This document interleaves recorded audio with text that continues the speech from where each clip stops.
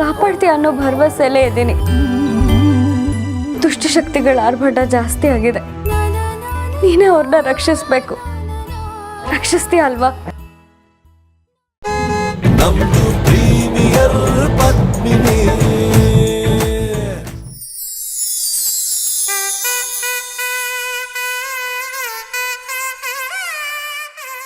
ಎಲ್ಲೇ ಇದ್ರೂ ನೀನೇ ಮುತ್ತು ಮಾವನ ರಕ್ಷಿಸ್ಬೇಕು.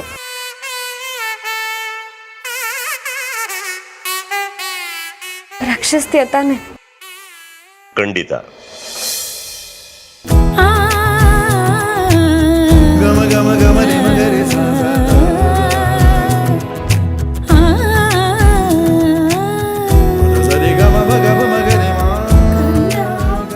ಜಗ್ಗೇಶ್ ಸರ್, ಇದೇನು ಸರ್ ನೀವಿಲ್ಲಿ?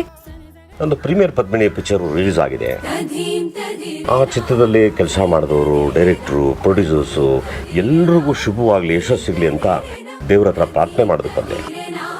ಪ್ರೀಮಿಯರ್ ಪದ್ಮಿನಿ ಹೆಸರು ಸೂಪರ್ ಆಗಿದೆ. ಹೌದಾ? Thank you so much. ಏನು ನಿನ್ನ ಹೆಸರು? ಸ್ವಾತಿ. Very good.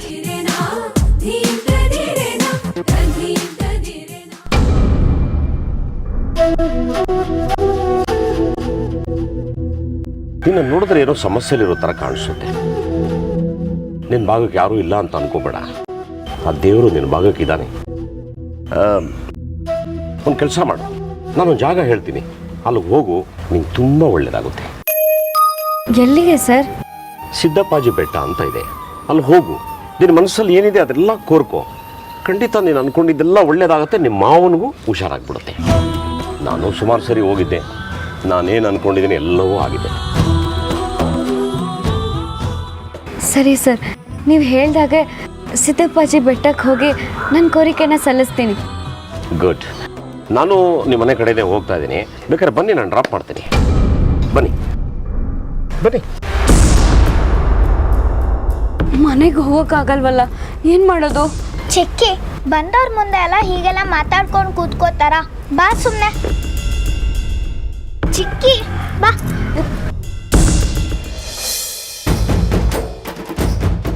ಇದೇನು ಸರ್, ಇನ್ನೂ ನೀವು ಹಳೆ ಕಾರ ಇಟ್ಕೊಂಡಿದ್ದೀರಾ? ಓಲ್ಡ್ ಇಸ್ ಗೋಲ್ಡ್ ಅಮ್ಮ. ಯಾವತ್ತೂ ಹಳೆಯ ಕಾರು ಅಂತ ಹೇಳ್ತೀವಿ, ಆದರೆ ಅದರಲ್ಲಿರೋ ಮಜಾನೇ ಬೇರೆ. ನಾನು ಜೀವನದಲ್ಲಿ ಫಸ್ಟ್ ತೊಗೊಂಡಿದ್ದ ಕಾರೇ ಪ್ರೀಮಿಯರ್ ಪದ್ಮಿನಿ. ರಾಜ್ಕುಮಾರ್ ಅವ್ರ ಕಾರು ಪ್ರೀಮಿಯರ್ ಪದ್ಮಿನಿ, ರಜನಿಕಾಂತ್ ಅವ್ರ ಕಾರು ಪ್ರೀಮಿಯರ್ ಪದ್ಮಿನಿ. ಅದು ನೋಡೋಕ್ಕೂ ಚೆಂದ, ಓಡಿಸೋದಕ್ಕೂ ಚೆಂದ. ನಿಮ್ಮ ಸಿನಿಮಾದಲ್ಲೂ ಈ ಕಾರ್ ಅಂದರೆ ನಿಮಗೆ ತುಂಬ ಪ್ರೀತಿ ಅಂತೆ? ಹೌದು, ನನ್ನ ಸಿನಿಮಾದಲ್ಲೇ ಅಲ್ಲ, ನಿಜ ಜೀವನದಲ್ಲೂ ಪ್ರೀಮಿಯರ್ ಪದ್ಮಿನಿ ಅಂದರೆ ತುಂಬ ಇಷ್ಟ. ಹಾಗೆ ಪ್ರೀಮಿಯರ್ ಪದ್ಮಿನಿ ಪಿಕ್ಚರ್ ಅಂದ್ರೂ ತುಂಬ ಇಷ್ಟ. ನೀವೆಲ್ಲ ನೋಡ್ತೀರಾ ತಾನೆ? ಖಂಡಿತ ನೋಡ್ತೀವಿ ಸರ್. ನೀನು ನೋಡ್ತೀಯ ತಾನೆ? ಬನ್ನಿ, ಡ್ರಾಪ್ ಮಾಡಿ ಬನ್ನಿ. ಎಲ್ಲಿ ಹೇಳಿದ್ರಲ್ಲಿ ಬಿಡ್ತೀನಿ, ನಮ್ದು ಪ್ರೀಮಿಯರ್ ಪದ್ಮಿನಿ. ಎಲ್ಲಿ ಹೇಳಿದ್ರಲ್ಲಿ ಬಿಡ್ತೀನಿ.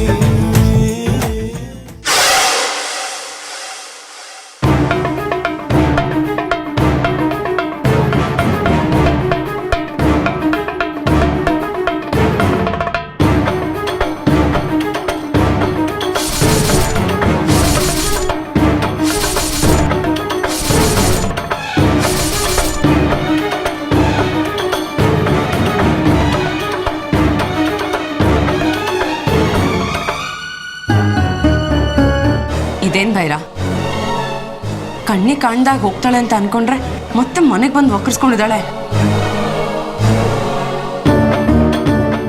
ಜೊತೆಗೆ ಸ್ವಾತಿ ಬೇರೆ ಬಂದ್ಲು.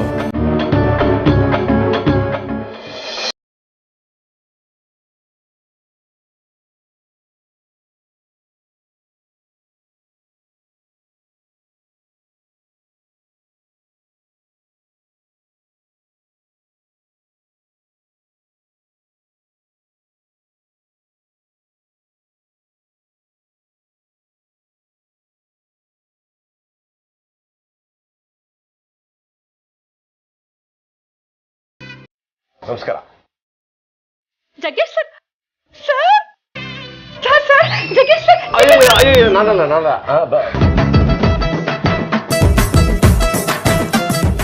ಏನ್ ಸರ್ ನೀವು? ನಿಮ್ಮನ್ನ ನೋಡಕ್ಕೋಸ್ಕರ ಇರೋ ಬರೋ ಕೆಲಸನೆಲ್ಲ ಬಿಟ್ಟು ಓಡ್ ಬಂದಿದ್ದೀನಿ.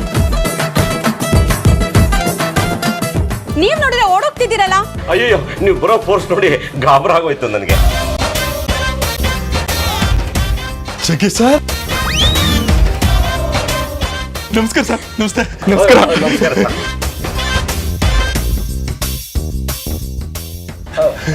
ಇವ್ರು ಯಾರು? ನಮ್ಮ ಯಜಮಾನ್ರು ಸರ್.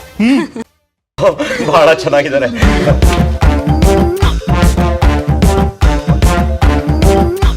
ಜಗ್ಗಿ ಸರ್, ನಾನು ಹೇಳ್ತೀನಿ, ನಿಮಗೆ ಬಹಳ ದೊಡ್ಡ ಫ್ಯಾನು ಸರ್. ಯಾವ ತರ ಫ್ಯಾನು? ಸರ್, ನೀವು ಯಾವಾಗ್ಲೂ ಕಾಮಿಡಿನೇ ಬಿಡಿ ಸರ್. ಅದಕ್ಕೆ ಟೋಕನ್ ವರ್ಕೌಟ್ ಆಗ್ತಾ ಇರೋದು. ಬೈ ದ ವೇ, ನನ್ನ ಹೆಸರು ಪಟ್ಟು ಅಂತ ಸರ್. ಬಟ್ ಯಾವ ಹೆಸರು ರೀ? ಸರ್, ಆಕ್ಚುಲಿ ನನ್ನ ಹೆಸರು ಪಟ್ಟವಿ ಸರ್, ಡಾಕ್ಟರ್ ಪಟ್ಟವಿ. ನನ್ನ ಹೆಂಡತಿ ಪ್ರೀತಿಯಿಂದ ನನ್ನ ಪಟ್ಟು ಪಟ್ಟು ಅಂತ ಕರೀತಾಳೆ. ಬಹಳ ಚೆನ್ನಾಗಿ ಕರೀತಾ ಇದ್ರಿ, ಬಹಳ ಚೆನ್ನಾಗಿದೆ.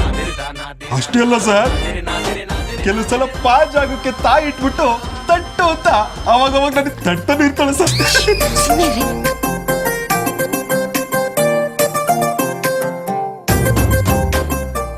ಓಹೋ, ಈ ಟೈಪು. ಬಹಳ ಸಂತೋಷ.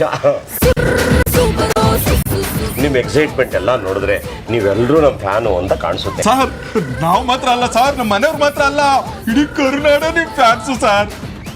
Thank you. ಸರ್, ನಮ್ಮ ಅಜ್ಜಿ ನಿಮ್ ಜೊತೆ ಸಿನಿಮಾದಲ್ಲಿ ಆಕ್ಟ್ ಮಾಡಿದ್ದಾರೆ ಸರ್. ಗೊತ್ತಮ್ಮ, ಲಕ್ಷ್ಮೀದೇವನವರು ನನಗೆ ಬಹಳ ಫೇವರೇಟ್ ಅಜ್ಜಿ ಪಾತ್ರ ಮಾಡಿದ್ದಾರೆ. ನಾನು ಯಾವಾಗಲೂ ಕಾಗಿ ಮುದ್ಗಿ ಅಂತ ಕರೆಯೋದು. ನಾನು ಯಾವಾಗೂ ಅವ್ರಿಗೆ ಒಂದು ಅಭ್ಯಾಸ ಮಾಡ್ಕೊಂಡಿದ್ದೀನಿ. She is one of the best actress. ಯಾವ ಒಂದು ನರಸಿಂಹರಾಜು ಕಾಮಿಡಿ ರಾಣ ಸೃಷ್ಟಿ ಮಾಡಿದೊಂದು ಅವ್ರ ಜೊತೆ ಹೆಜ್ಜೆ ಹಾಕಿದವರು. ಇವತ್ತು ಒಂದು ನಗುವಿನ ದೇವತೆ ನಿಮ್ಮಜ್ಜಿ. ಅವರಿಗೆ ನನ್ನ ನಮಸ್ಕಾರ ತಿಳಿಸಿ. Thank you sir. Jaggesh sir ಮುಂದೆ ಬೆಳ್ಳಿಗೆ ಯಾರೋ ಅವಮಾನ ಮಾಡ್ತಿರೋ ಹಾಗಿರ್ಬೇಕು. ಸರಿನಾ? ಸರಿ. ಬನ್ನಿ ಹೋಗೋಣ.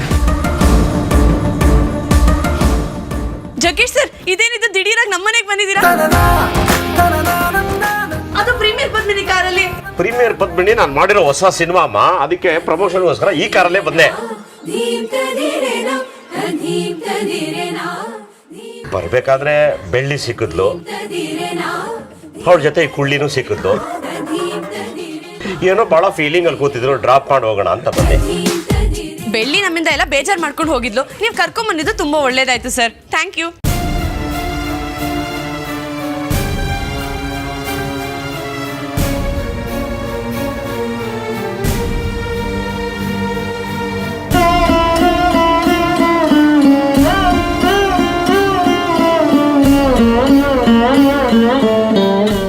ನೀವೆಲ್ಲ ಆರಾಮಾಗಿದ್ದೀರಾ? ತುಂಬಾ ಥ್ಯಾಂಕ್ಸ್.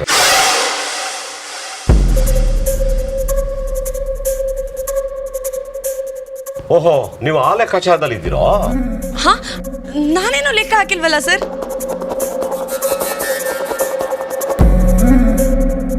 ನನ್ನ ಜೊತೆ ಸೇರ್ಕೊಂಡು ಬೆಳ್ಳಿನ ವಾಪಸ್ ಬಂದ್ಬಿಟ್ಟಿದ್ದಾಳೆ. ಏನಪ್ಪಾ ಗತಿ ಅನ್ಕೊಂತಾ ಇದ್ದೀರಲ್ಲ?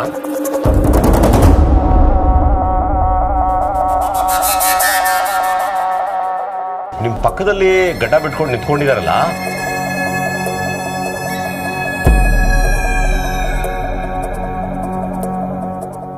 ಅವನಿಗೆ ಈ ವಿಷಯ ನನಗೆ ಹೆಂಗ ಗೊತ್ತಾಯ್ತು ಅಂತ ಯೋಚನೆ ಮಾಡ್ತಾ ಇದ್ದಾನೆ ಅಲ್ವಾ? ನನ್ ಮಾತೇ ಆಡಿಲ್ವಲ್ಲ ಸರ್. ನಮಗೆ ಫೇಸ್ ರೀಡಿಂಗು, ಬೇಸ್ ರೀಡಿಂಗು ಎಲ್ಲ ಗೊತ್ತಾಗ್ಬಿಡುತ್ತೆ.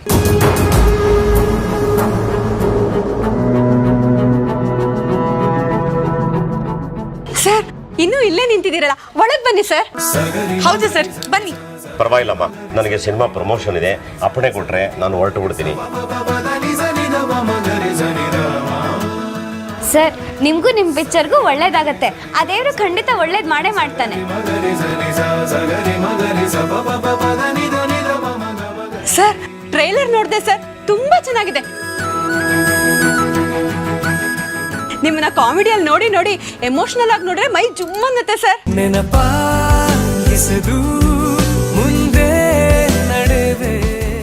ಬರೀ ಟ್ರೈಲರ್ ಅಲ್ಲ, ಥಿಯೇಟರ್ಗೆ ಬಂದು ಸಿನಿಮಾನು ನೋಡಿ 25 ವರ್ಷ ನಿಮ್ಮ ಮನಸ್ಸಲ್ಲೂ ಇರುತ್ತೆ. ಖಂಡಿತ ಸರ್, ನಾನು ನನ್ನ ಇಡೀ ಫ್ಯಾಮಿಲಿ ನಿಮ್ ಜೊತೆ ಬಂದು ಸಿನಿಮಾ ನೋಡ್ತೀವಿ. ನಾವೆಲ್ಲರೂ ಜಗ್ಗೇಶ್ ಸರ್ ಜೊತೆ ಪ್ರೀಮಿಯರ್ ಪದ್ಮಿನಿ ನೋಡಕ್ ಹೋಗ್ತಿದೀವಿ. ನೀವು ಬರ್ಬೇಕು ಸರ್. ನಿಮ್ ಜೊತೆ ಒಂದು ಸೆಲ್ಫಿ ತಗೋಬೋದಾ? ನನ್ನ ಜೊತೆ ಏನಮ್ಮ, ನಮ್ಮ ಪ್ರೀಮಿಯರ್ ಪದ್ಮಿನಿ ಕಾರ್ ಜೊತೆನೆ ಎಲ್ಲರೂ ಸೇರಿ ಸೆಲ್ಫಿ ತಗೊಂಡ ಬನ್ನಿ. ನಮ್ದು ಪ್ರೀಮಿಯರ್ ಪದ್ಮಿನಿ. ಏನೆಲ್ಲ ಇಷ್ಟು ಸೀರಿಯಸ್ ಆಗಿದೆ. ಪ್ರೀಮಿಯರ್ ಪದ್ಮಿನಿ ಇದೆಯೋ ಜೋರಾಗಿ ನಗರಿ. ಪ್ರೀಮಿಯರ್ ಪದ್ಮಿನಿ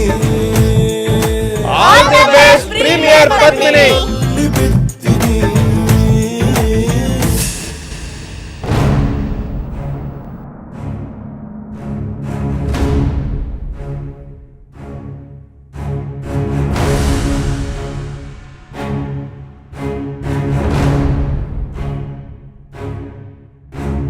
ಈ ಪಂಚಾಯಿತಿ ಕಟ್ಟೆಯಲ್ಲಿ ಇಲ್ಲಿ ಸೇರಿರೋ ಉದ್ದೇಶ ಬೆಳ್ಳಿಗೆ ಮತ್ತೆ ಸ್ವಾತಿಗೆ ನೆಮ್ಮದಿಯಾಗಿ ಬದುಕೋಕೆ ಬಿಡ್ತಾ ಇಲ್ಲ. ಅವ್ರಿಗೆ ದೊಡ್ಡ ಮನೆಯಲ್ಲಿ ಅಲ್ಲಿರೋರೇ ಹಿಂಸೆ ಕೊಡ್ತಿದ್ದಾರೆ ಅಂತ ಕೇಳಿ ಬರ್ತಾ ಇದೆ. ಮಾಯಾ, ಇದಕ್ಕೆ ನೀನೇನಮ್ಮ ಹೇಳ್ತೀಯಾ?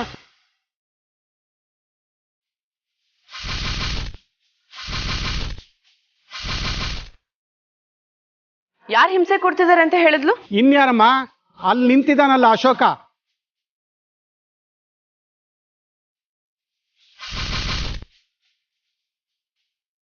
ಇವನೇ ಊಟದಲ್ಲಿ ವಿಷ ಹಾಕಿ ಕೊಲ್ಲೋಕ್ ನೋಡಿದ್ದಾರೆ ಅಂತ ಹೇಳ್ತಿದ್ದಾಳೆ.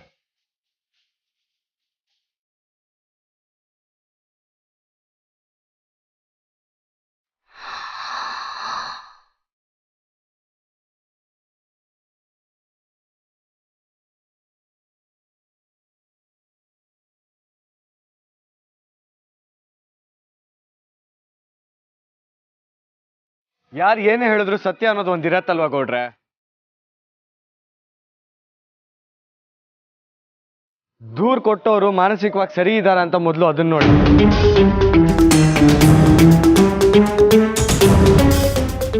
ಸುಮ್ನೆ ಪಂಚಾಯತಿ ಸೇರ್ಸಿದ್ರೆ ಹರಟೆ ಹೊಡೆಯೋದಕ್ಕೂ ಜನನ್ ಪಂಚಾಯತಿ ಸೇರ್ಸೋದಕ್ಕೂ ವ್ಯತ್ಯಾಸ ಇರಲ್ಲ ಗೌಡ್ರೆ. ಈಗ ನಿಮ್ ವಿಷಯಕ್ಕೆ ಬರೋಣ. ಅಶೋಕನ್ನ ಯಾರು ಅನ್ಕೊಂಡಿದ್ದೀರಾ? ನಮ್ಮ ಮುತ್ತು ಮಾವಂಗೆ ತಮ್ಮ ಆಗ್ಬೇಕು ಅಂದ್ಮೇಲೆ ದೊಡ್ಡ ಮನೆಯಲ್ಲಿ ಅವನಿಗೂ ಎಲ್ಲ ಹಕ್ಕಿದೆ.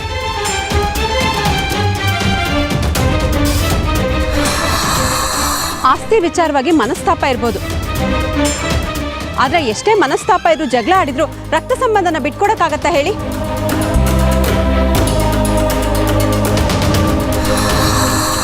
ನೀವ್ ಹೇಳ್ತಾ ಇದ್ದೀರಾ ಅಶೋಕ ಊಟದಲ್ಲಿ ವಿಷ ಬೆರೆಸಿದ್ದಾನೆ, ಬೆಳ್ಳಿಗೆ ಹೆದರಿಸ್ತಾ ಇದ್ದಾನೆ ಅಂತ. ಆದ್ರೆ ಅವಳಿಗೂ ಅವನಿಗೂ ಯಾವುದೇ ರೀತಿಯ ದ್ವೇಷನೇ ಇಲ್ವೇ? ಅವನು ಯಾಕೆ ಹೀಗೆಲ್ಲ ಮಾಡ್ತಾನೆ? ಬೆಳ್ಳಿಗೆ ಬುದ್ಧಿ ಸರಿ ಇಲ್ಲ.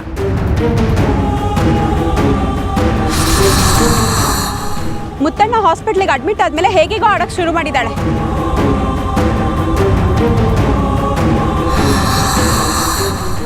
ಅವಳ ಮಾತನ್ನ ನಿಜ ಅನ್ಕೊಂಡು ಎಲ್ರೂ ಇಲ್ಲಿ ಸೇರಿಸಿದಿರಲ್ಲ, ಅದು ನಿಮ್ ತಪ್ಪು.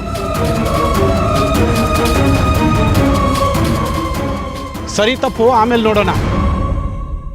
ಮೊದಲು ಊಟದಲ್ಲಿ ವಿಷ ಹಾಕಿದ್ ನಿಜಾನ ಇಲ್ವಾ ಅಷ್ಟು ಹೇಳಿ ಸಾಕು.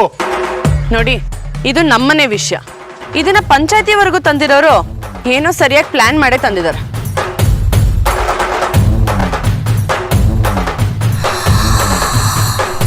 ಹೌದು, ಊಟದಲ್ಲಿ ವಿಷ ಇತ್ತು ಅಂತ ಹೇಳ್ತಿದ್ದಾಳಲ್ಲ, ಅಡ್ಗೆ ಮಾಡಿದ್ ಯಾರು ಅಂತ ನಿಮಗೆ ಗೊತ್ತಾ?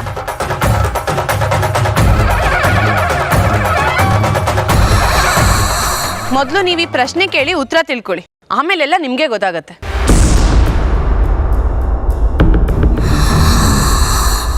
ಬೆಳ್ಳಿ, ನಿನ್ನೆ ರಾತ್ರಿ ಅಡುಗೆ ಮಾಡಿದ್ಯಾರಮ್ಮ? ನಾನೇ ಮಾಡಿದ್ದು.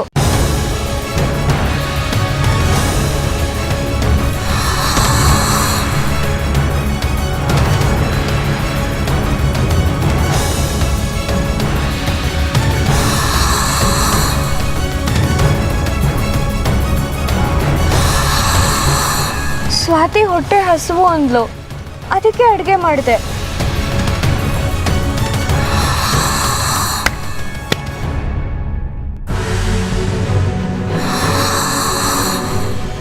ಶಬಾಷ್, ಅಂತೂ ನಿಜ ಒಪ್ಕೊಂಡ್ಯಲ್ಲ.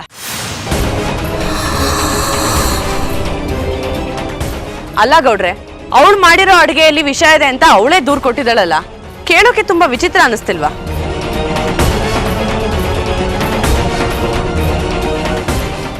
ಅಲ್ಲ ಗೌಡ್ರೆ, ತಾನೇ ತಪ್ಪು ಮಾಡಿ ತಾನೇ ದೂರು ಕೊಟ್ಟು ಸಿಕ್ಕಾಕೊಂಡಿರೋರ್ನ ನಾವ್ ಎಷ್ಟು ಜನ ನೋಡಿಲ್ಲ?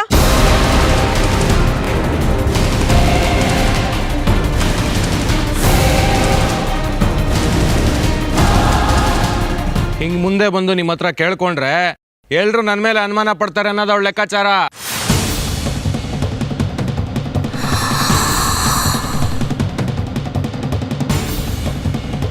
ಅಂದರೆ ಏನಪ್ಪ ನೀನು ಮಾತನಾಡ್ತಾ? ಮಗುನ ಸಾಯ್ಸಕ್ ಊಟದಲ್ಲಿ ವಿಷ ಹಾಕಿ ಜೊತೆಲಿ ಅವಳು ತಿಂದು ಆ ಆರೋಪನ ನನ್ನ ಮೇಲೆ ಹಾಕ್ತಾ ಇದ್ದಾಳೆ.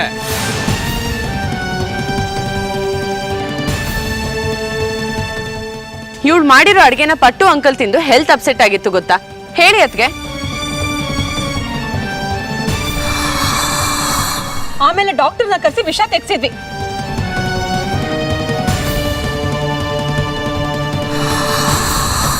ಇಲ್ಲ ಅಂದಿದ್ರೆ ಇವಳು ಮಾಡಿರೋ ಕೆಲಸಕ್ಕೆ ಇಷ್ಟೊತ್ತಿಗೆ ನಾನು ನನ್ನ ಗಂಡನ ಕಳ್ಕೊಂಡ್ಬಿಡ್ತಿದ್ದೆ.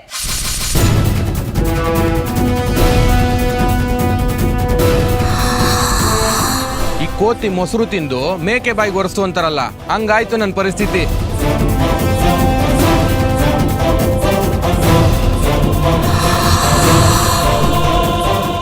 ಅವಳು ಮಾಡಿರೋ ಕೆಟ್ಟ ಕೆಲಸನ ನನ್ನ ತಲೆ ಕಟ್ಟಿ ದಯವಿಟ್ಟು ನನ್ನ ಬಲಿಪೋಷ ಮಾಡಬೇಡಿ.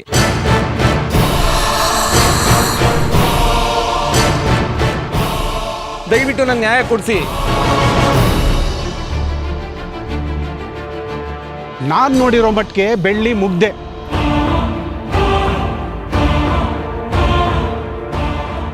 ಅವಳು ವಿಷ ಹಾಕೋದಿರ್ಲಿ, ಕೊಲ್ಲೋ ಮಟ್ಟಕ್ಕೆ ಇಳಿತಾಳೆ ಅಂದರೆ ನಂಬೋದು ನಾನಲ್ಲ, ಇಡೀ ಊರೇ ನಂಬಲ್ಲ.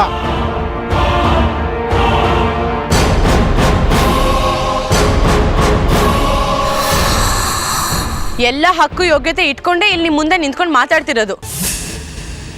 ನನಗೂ ದೊಡ್ಡ ಮನೆಗೂ ನಂಟಿದೆ.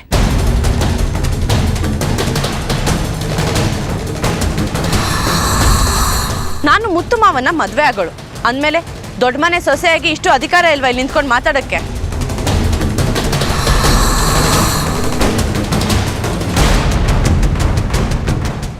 ಅದಲ್ಲದೆ ಮುತ್ತು ಮಾವ ಚೆನ್ನಾಗಿದ್ದಾಗ ಮನೆ ವಿಷಯ ಯಾವತ್ತಾದ್ರೂ ಪಂಚಾಯತಿವರೆಗೂ ಬಂದಿದೆಯಾ?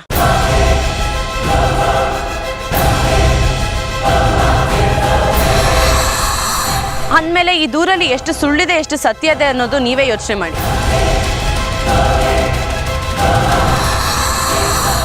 ಅಷ್ಟೆಲ್ಲ ಯಾಕೆ ತಲೆ ಕೆಡ್ಸ್ಕೋಬೇಕು?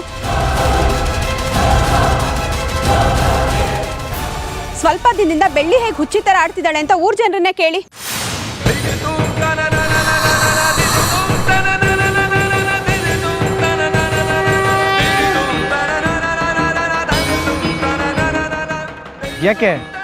ಯಾಕೆಲ್ಲ ಸುಮ್ಮನೆ ಇದ್ದೀರಾ? ಮುಂದೆ ಬನ್ನಿ, ಪಂಚಾಯತಿಲಿ ಎಲ್ರಿಗೂ ಹೇಳಿ, ಎಲ್ರಿಗೂ ವಿಷಯ ಗೊತ್ತಾಗ್ಬೇಕು ತಾನೆ.